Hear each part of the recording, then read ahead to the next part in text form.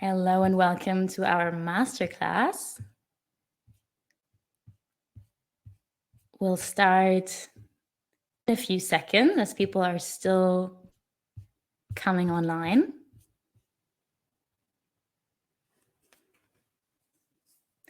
And today our masterclass is about conflict in romantic relationships, a source of pain or personal growth. And I'm sure you're all familiar with the tale of Romeo and Juliet, this big love story with a lot of passion and drama, and they fell in love with each other. And at the end, they even died because they didn't see a sense, a meaning in life without their love. What a great romance, right? But I've been wondering, what if the families of Romeo and Juliet would actually have said, come on, let's put our rivalries aside and let this couple be together. And Romeo and Juliet would have entered a relationship. And I've wondered, how would this relationship have looked like? Would there have been also just love and passion and beautiful moments? Or would they maybe also had fights? Maybe because Juliet was speaking in metaphors all the time, or Romeo was leaving his dirty laundry lying around. So, yeah, we all want love and romance, but sometimes it can be very hard to get and even harder to maintain. And we end up getting stuck in behaviors and patterns that are detrimental for us and our relationships.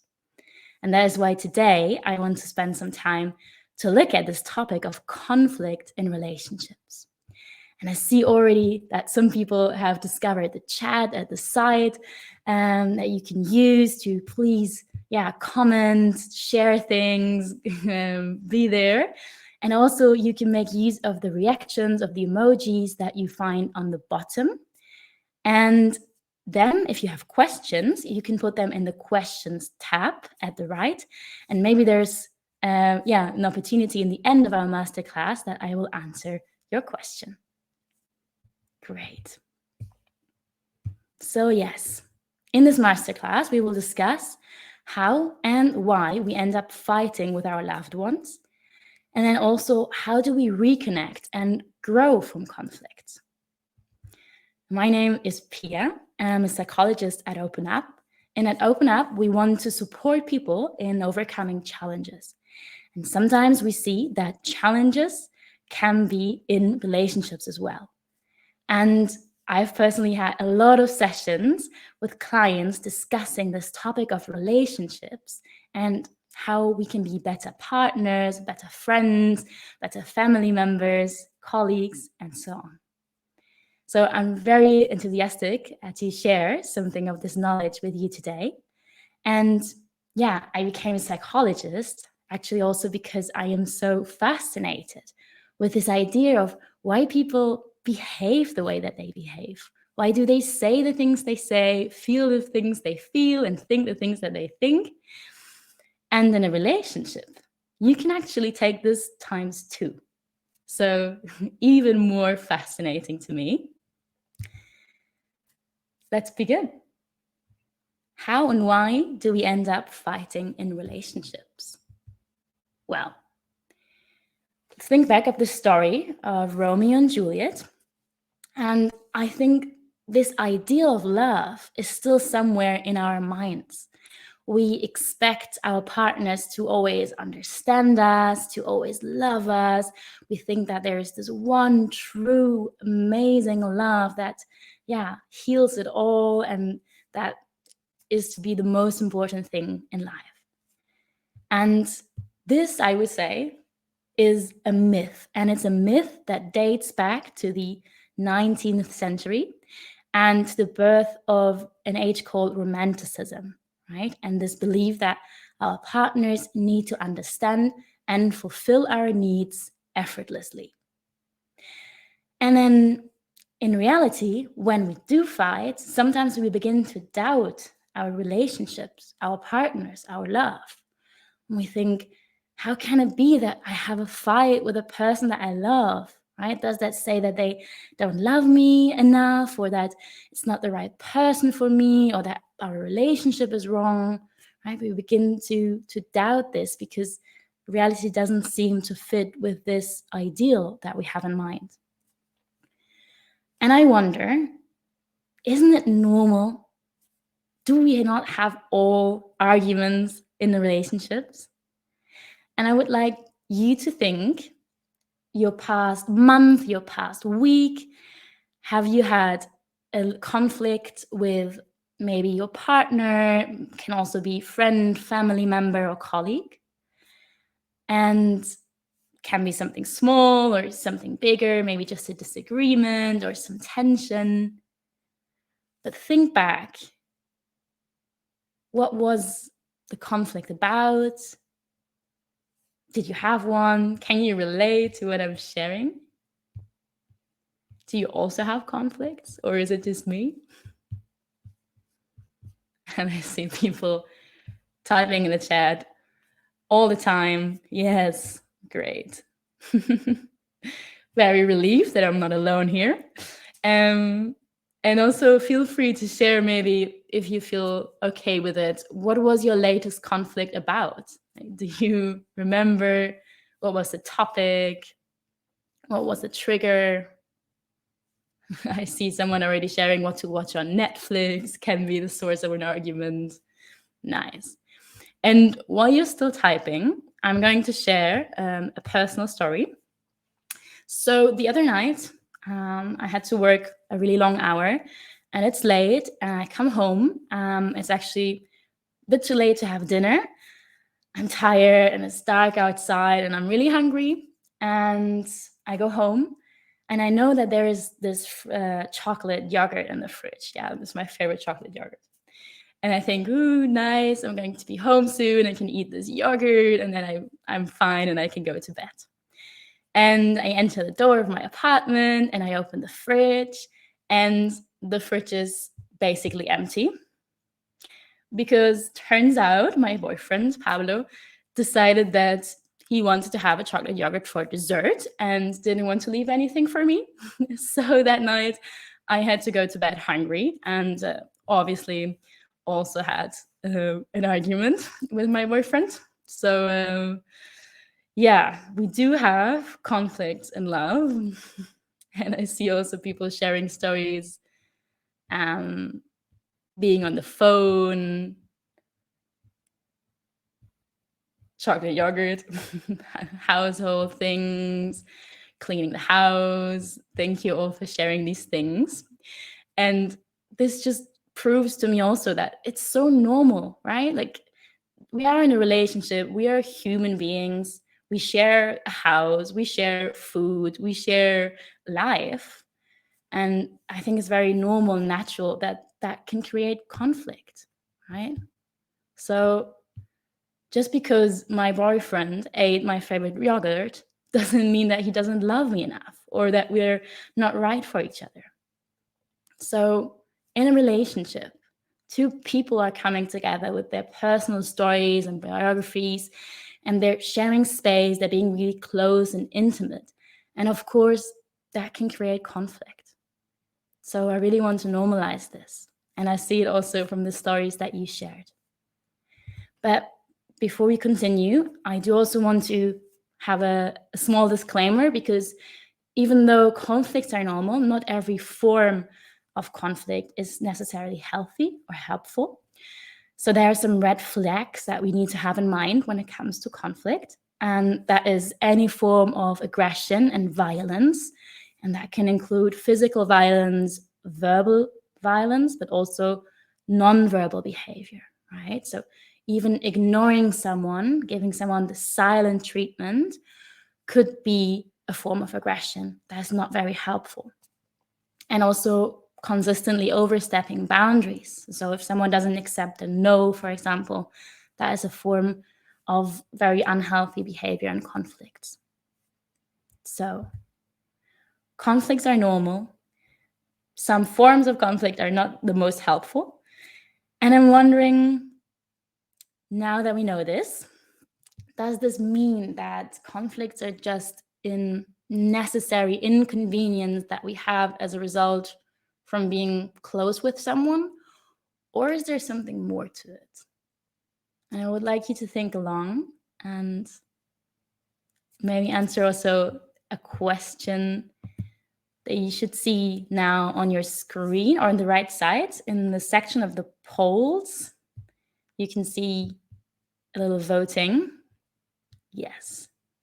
Are conflicts just a necessary inconvenience that we have to deal with in relationships? Or is there maybe something more to it? And I see votes still coming in. A lot of people sharing normal but annoying. Some people saying there must be something more to it. Really interesting.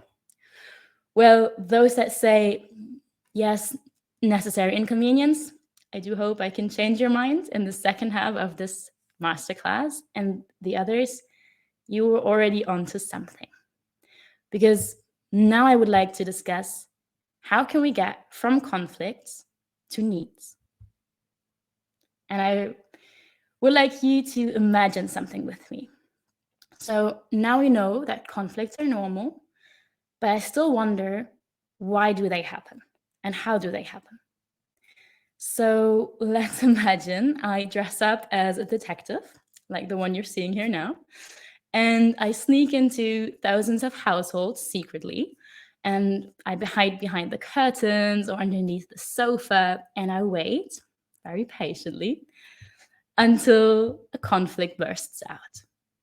And then as soon as there's something going on with the household cleaning or the yogurt in the fridge, I take notes, I write down everything, I observe the behavior, I observe everything. And then after my investigation, I go home and I try to find the parallels. I try to find out what is going on. Why do we fight with the people that we love so much? And what I discover is the following. There's always a trigger, right?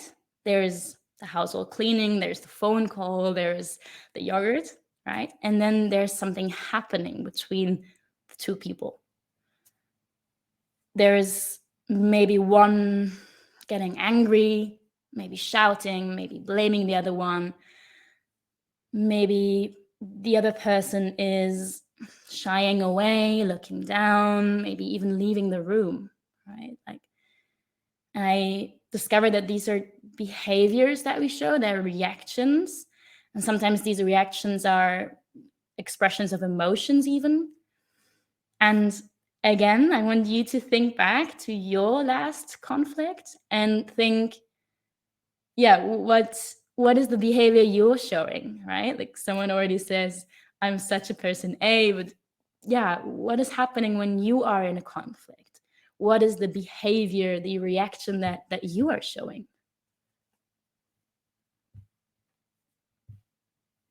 Okay, and I see people typing, and Joyce already being a detective with me and saying, oh, maybe it's up to personality differences that we react in different ways, right? And of course, there's not only person A and person B, but there are also 1,000 different ways that we can react in conflict. So maybe you can recognize yourself in this example, but maybe there's also something more to it. Okay, wow. Really nice. I see a lot of things coming in. But now at this point, I was wondering, yeah, sometimes we get angry, we get really emotional, maybe we cry, maybe we run away from conflict.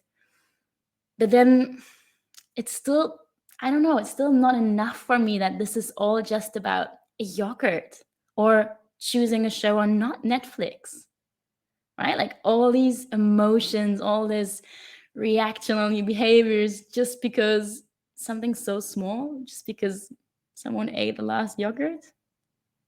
I don't know. So in order to discover, I do another experiment as a detective, and I imagine that I take away the trigger. I store an infinite amount of yogurt in the fridge, and I order a cleaner for the house so there's never any dirtiness anymore. I don't know, I have like a mechanism that chooses automatically what Netflix movie I'm gonna watch. Yeah, I take away the trigger. Does that mean there are no more conflicts? What do you think? Is it as simple? What happens when we, okay, wow, I see a lot of no's coming in. Yeah, and you're right. Like, I think we all know if we take away the trigger, it's probably just gonna move to another thing, right? Then maybe it's not about the yogurt anymore, but about, I don't know, not taking care of the plants. Yeah, if it's not about the house being dirty, then maybe it's about the taking the dog out, right? And this made me think that there must be something more to it. So I investigated a bit more, and I found out that there's more below the surface. And that the expression that we can see, the reaction, is just a reflection from what's going on below. And for me, for example, it's not about the yogurt, of course, right? Like on the surface, it's about the yogurt, but maybe below, I feel like I come home after a long and exhausting day, and all I want is to have some nice food and be taken care of. And I come home and there's an empty fridge. So I have this feeling that there's not enough care, there's not enough connection from my partner. And this is what makes me upset.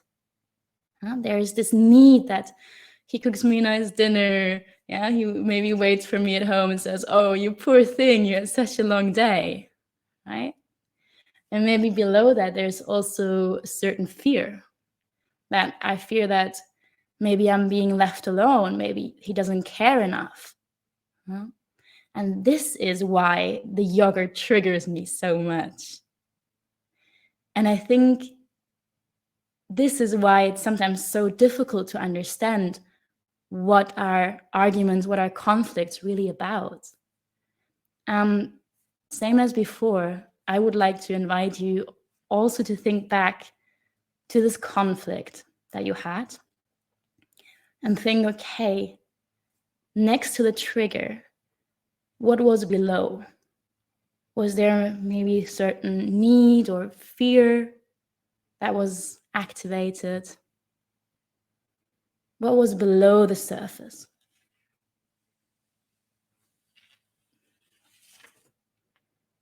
And this can be really hard. It's definitely not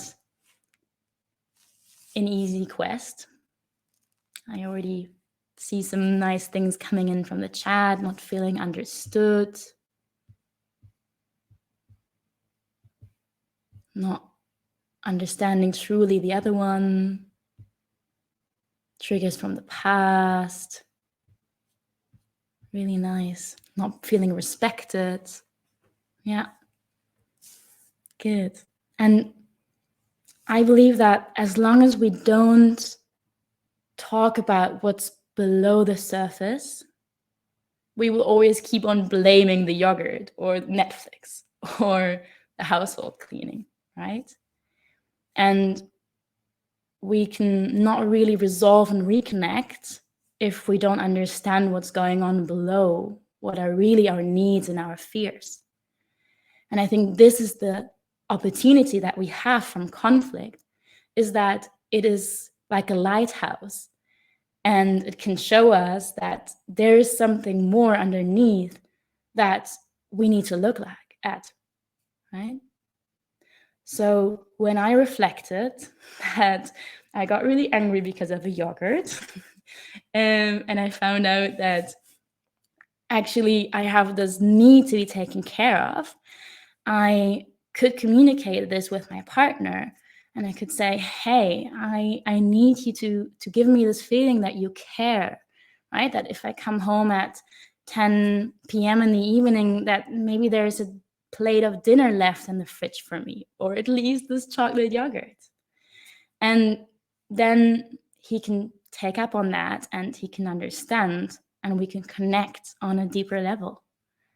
And in this way, if we see and if we look at conflicts this way, we can use them as an opportunity to connect and grow.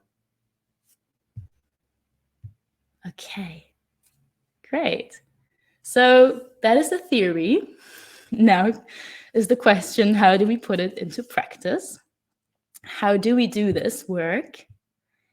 And when we have conflict, this can activate our fight, flight, and also freeze mode. So sometimes we really feel under threat physically. And I think this is important to know. Maybe you're also familiar with this idea of fight or flight mode, that oftentimes in the conflict itself, it is extremely hard to resolve it and to find peace, because we are in this fight or flight mode. And so the first tip, the first thing is that we need to find our calm again after this emotional uproar. And I would like to ask you again, do you have any strategies after conflicts to find your calm again? What do you do? What are things that you do? Maybe you have some tips. Maybe you can inspire each other. I see you taking a walk, leave the room, leave the space, breathe. Nice music. Wow. Great. Many nice things coming in.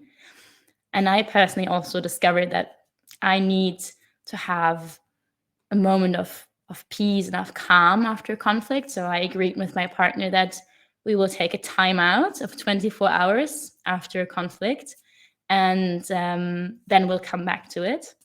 So this is a personal thing that I can share, but I also like all of your ideas. So step one is to find your calm again. And when you did that,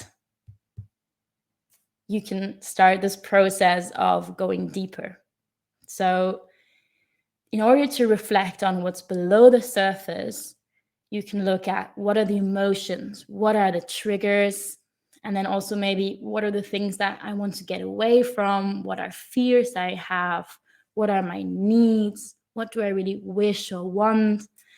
And also, as we saw in the chat, is maybe something from the past. Is there something coming up from maybe, I don't know, from a past relationship, maybe also from your upbringing, and to really try to investigate what's below, what is getting me so triggered.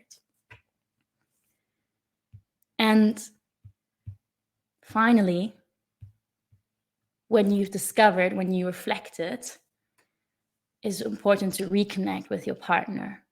And I like this picture of this dancing couple because it's also in this one that it takes two to tango, to dance. So to really connect again and to open up. And it takes a lot of courage also to be so vulnerable and to share what got us triggered, what got us so emotional. But as I shared with my example, it can be really helpful to grow and to step further in the relationship, as well as to really understand each other better. So opening up together about the conflict. And that can also be tricky sometimes, because then maybe we end up in the next conflict. So I also brought with me some little do's and don'ts. So for example, we should try not to blame the other person, try to not interrupt them or not let them finish their sentences and judge them, become defensive. But rather we should own up to our own emotions and say, I was feeling this way. But also to ask for consent, like I shared before, to say, hey, are you already feeling calm enough? Are you ready for a chat? Are you ready to resolve this? To listen to each other, ask, is there more? Is there maybe more below the surface? And to really try to be open and curious for what the other person has to share.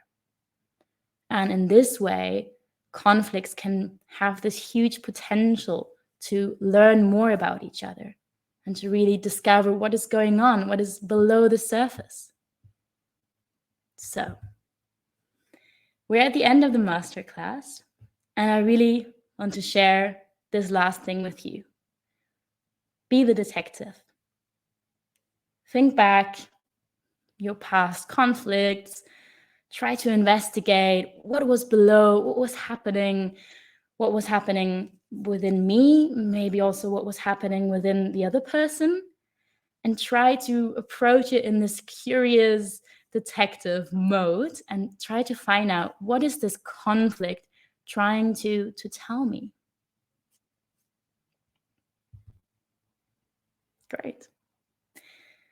And in this way, we can use conflict as a way to learn more about each other, to learn more about our needs, our fears, our insecurities, and from there on out, grow stronger together.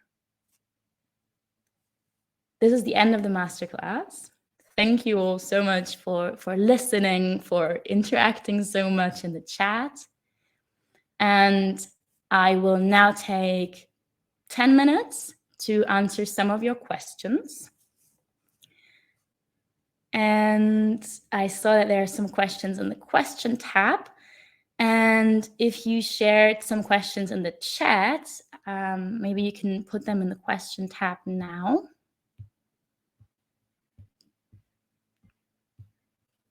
Great. Okay. So give me a moment to scan through your questions. I think they're all really interesting. So first of all, Iona said, can you reshare the 3 steps?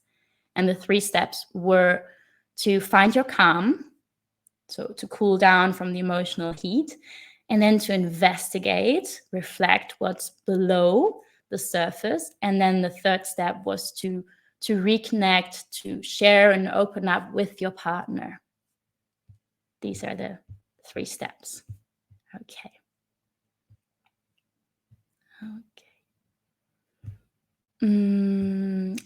And Dimitra, I'm going to answer your question. What if the other person is not willing to open up, or they don't understand or judge or disregard your emotions? I think this is a really important question because, yeah, it's necessary that we see that we're both willing to work on it and we're both willing to take this perspective on conflict. And I think this is something that we really have to set some ground rules on, and we do have to agree, and probably also outside of conflict, yeah, when maybe there are not so many heated emotions, to just take a moment with your partner to sit down and say, hey, this is important for me, and I want to communicate, or I want you to listen to me without judging. And there's also a reason why, because this is better for us. And yeah, maybe also going deeper and trying to understand, why are they feeling this need to judge? Or why are they feeling this need to close off? Right? And this is also something that we can go a little bit below the surface. What are the needs? What are the fears? What are the insecurities below that? Right? And how can we maybe also give our partner this feeling of safety, that it's okay, and it's also okay to be vulnerable? So I hope this gives you some input on your question. And okay. I see a lot of interesting questions, and it's extremely hard to choose. I'm going to answer Gabriela's question. What is nonverbal aggression example? So we spoke about these red flags in conflicts, and this is also something to set a ground rule with your partner, so that you're feeling safe and that you're feeling like you're in a healthy relationship. Nonverbal aggression is, for example, giving someone the silent treatment. Maybe you've heard that before. So that's purposefully ignoring the other person, not speaking to them, And that in this sense is also a form of aggression because I can hurt the other person with this behavior. And sometimes it's difficult to spot, but yeah, these are actually also forms of aggression. Yeah, I hope this gave you more insight. Okay. And I'm going to answer Louis' questions also. If you don't have a lot of conflict, but still miss these moments of deep connection with your partner, how do you suggest we start chats to connect and that you both find it hard to start the conversation? I like this question because, of course, conflict shouldn't be the only source of going deeper. And I think it's important to know that they are, but there are also couples, for example, they do not have a lot of conflicts, but still this deep connection is missing. And I think there are a lot of great ways to open up together. And very normally, this is maybe something also is a bit difficult to start. And I like, for example, that there are these games with questions that you can ask each other that are a bit more in depth, that can help you to get to know each other. Maybe there is a topic and you can share things from your past, or yeah, things that there are some emotions, that there is something deeper, and to go step by step down the surface in this way. Doesn't always need to be a conflict that leads you there. Okay, I think I will choose one more question, and I'm going to try to choose the one with the most upvotes, which is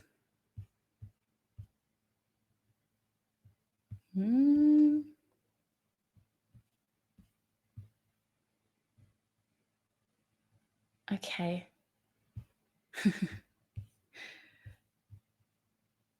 It's really hard. Okay.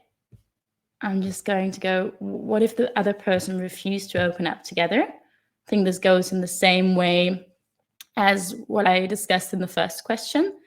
That, of course, the ground base of using conflicts as a possibility to grow together is that you both agree that this is the way that you want to work in the relationship.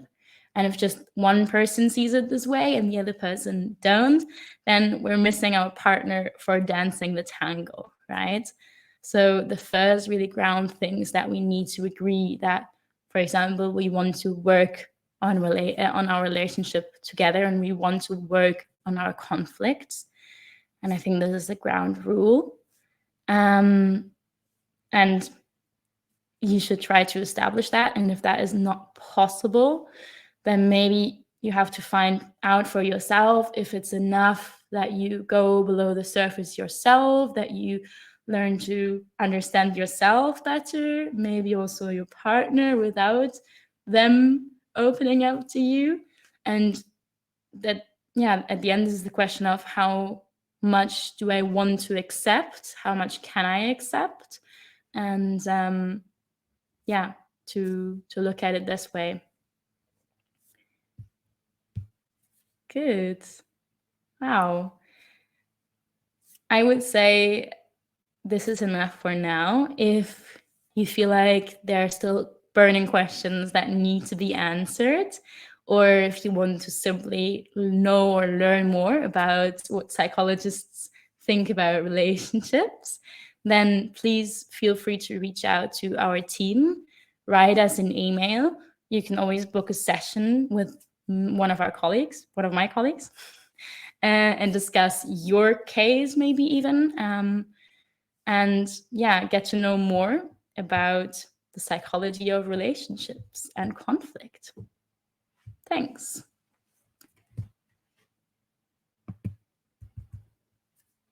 And this is also our website and our email address. And thank you all.